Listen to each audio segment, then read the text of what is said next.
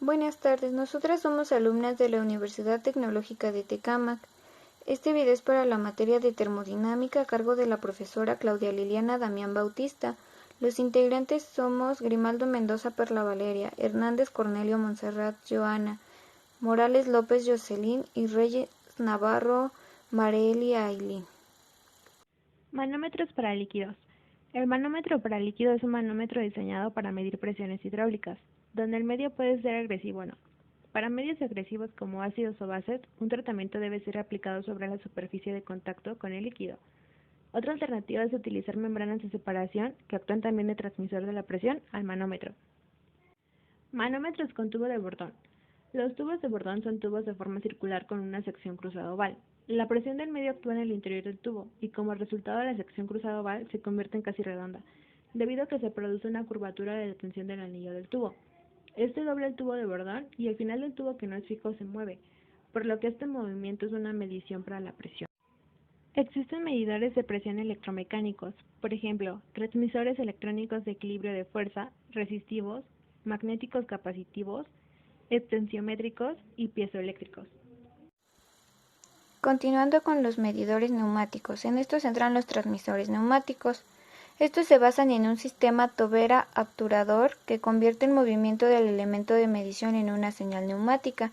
El sistema tobera-obturador consiste en un tubo neumático aumentando a una presión constante P con una reducción en su salida en la forma de tobera, la cual puede ser obstruida por una lámina llamada obturador cuya posición depende del elemento de medida.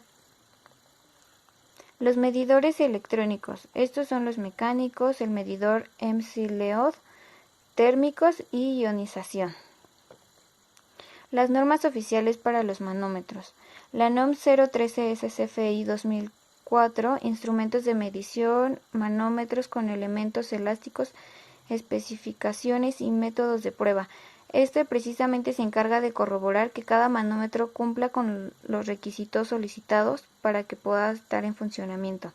La norma oficial mexicana NOM 009 SCFI 1993, instrumentos de mediciones fignomanómetros de columna de mercurio y de elemento sensor elástico para medir la presión sanguínea del cuerpo humano. Este entra más en tipos de manómetros médicos, los cuales también tienen que ser corroborados ante esta norma y todos sirven para la misma medición. Y bueno, yo voy a explicar cómo saqué el punto número 2. La A nos pide presión atmosférica. Entonces yo busqué la presión atmosférica nivel del mar, nivel de Catepec y nivel de la Ciudad de México. En el punto número B nos pide alturas de 50 centímetros, 25 centímetros, 2 centímetros y 0 centímetros. Aquí lo que hice fue buscar el equivalente.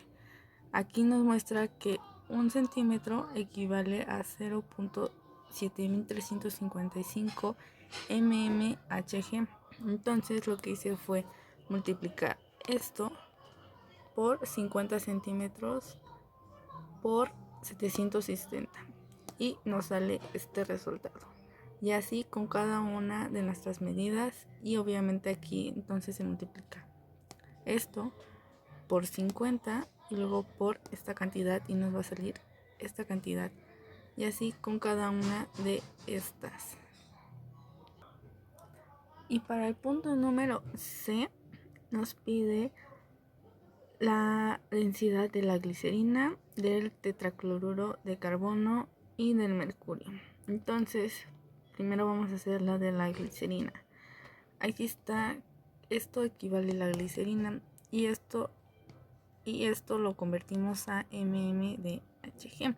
Entonces esto equivale a esto. Entonces esto lo tenemos que multiplicar por esto, porque nos estamos basando siempre en la presión atmosférica y nos da como resultado esto. Igual para sacar el nivel de Catepec multiplicamos esto por esto y nos tiene que salir esto. Y así con este. Y bueno, para el tetracloruro de carbono, lo que hice fue buscar igual su densidad. Pero aquí, ojo, yo lo que hice fue buscar lo de una unidad, por ejemplo, una de gramos sobre centímetro cúbico. Entonces esto es lo que equivale. Entonces esto lo tenemos que multiplicar por 1.59. El resultado lo tenemos que multiplicar por 760 y nos tiene que salir este resultado. Igual para el nivel de Catepec tenemos que multiplicar esto por esto, el resultado por esto, y nos va a salir esto. Igual con lo del nivel del mar. Y para el mercurio es exactamente lo mismo. Esto es para una unidad. Entonces esto, el 13.6, lo tenemos que multiplicar por esto. El resultado lo multiplicamos por 760 y nos da este resultado. Igual para el nivel de Catepec vamos a multiplicar 13.6 por esto, el resultado por esto, y nos va a salir esto. Igual para el nivel de Ciudad de México. Bueno, a continuación, en el punto 3 nos pide que a partir del valor de la presión absoluta obtenida en el punto 1, analiza y determina los siguientes casos. Como en el inciso A tenemos caso 1, presión absoluta mayor a presión atmosférica. En el caso 2 tenemos presión absoluta igual a presión atmosférica. En el caso 3 tenemos presión absoluta menor a la presión atmosférica. Para ello utilizamos la fórmula de PAPS, que es la presión absoluta, que nos dice que es igual a la densidad por la gravedad por la altura más la presión atmosférica. En este caso tenemos la primera parte del inciso C, que es la densidad de la glicerina, tetracloruro y la del mercurio. Después tenemos gravedad, tenemos las alturas y tenemos la presión atmosférica al nivel del mar, al nivel de Catepec y al nivel de la Ciudad de México. Para ello, la presión absoluta de la glicerina, en el primer caso lo que se realizó fue que la presión absoluta nos dice que es igual a la densidad de la glicerina por la gravedad, que son 9.81 metros sobre segundo cuadrado, por la altura, en este caso son 50 metros, más la presión atmosférica al nivel del mar, que son 760 milímetros de mercurio, y nos da el resultado un total de 35.336.8 milímetros de mercurio.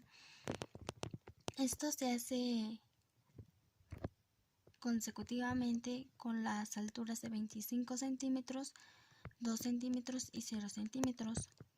Lo que va a cambiar son los niveles, como es el nivel de Catepec, que su presión atmosférica es de 10.024 milímetros de mercurio, por lo cual ahí se va a multiplicar por la presión atmosférica de 10.024 milímetros de mercurio. Y lo mismo con el nivel de la Ciudad de México, se multiplicará por la presión atmosférica de 585 milímetros de mercurio. Lo mismo sucede con lo que es el tetracloruro. Son las mismas alturas, nos dice que es presión por la densidad del tetracloruro al nivel del mar por la gravedad, por la altura, más la presión atmosférica al nivel del mar. Y como pueden observar ahí los resultados, y lo mismo es para el nivel de Catepec con su presión atmosférica, y lo mismo para el nivel de México con su presión atmosférica. Lo mismo sucede con el mercurio, es el mismo procedimiento, lo único que va a cambiar sería las densidades y las presiones atmosféricas por las que serán multiplicadas estas alturas.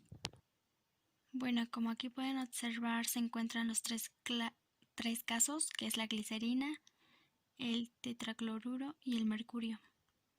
Por lo tanto, dentro de estos tres casos, las presiones absolutas, tanto como atmosféricas, varían, porque dentro de la presión atmosférica a mayor altura hay una menor presión y a menor altura hay una mayor presión. Por lo tanto, varían las presiones absolutas. Esto varía de acuerdo a la latitud, ya que al nivel del mar la presión atmosférica equivale a una atmósfera. Por lo tanto, las presiones serán diferentes y solo serán iguales cuando exista una altura de 0, ya que se quedará con el mismo nivel en el vacío, por ejemplo, se puede decir. Pero, ¿qué pasa cuando la presión absoluta es mayor a la presión atmosférica? Normalmente estas presiones superiores a la atmosférica, que se miden por medio de elementos que definen la diferencia entre la presión que es desconocida y la presión atmosférica que existe. Si el valor absoluto de la presión es constante y la presión atmosférica aumenta, la presión manométrica disminuye.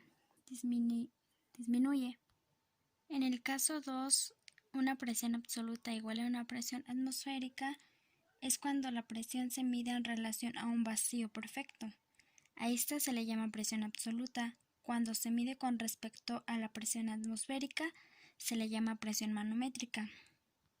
Si la presión es menor o igual a la atmosférica, se señala como 0.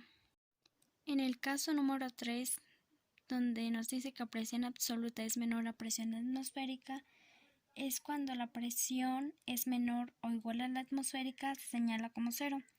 Un vacío perfecto corresponde a una presión absoluta 0.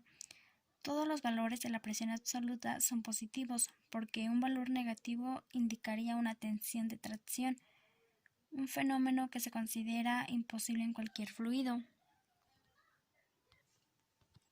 Algunos ejemplos donde estas presiones son aplicadas son la presión de las llantas de los vehículos, que se presuriza con una presión normalizada que involucra una presión atmosférica. Otra de ellas es medir la presión del aire de un neumático, así como también medir la presión sobre una caldera y la presión absoluta de un buzón. Son ejemplos donde son aplicadas estas presiones.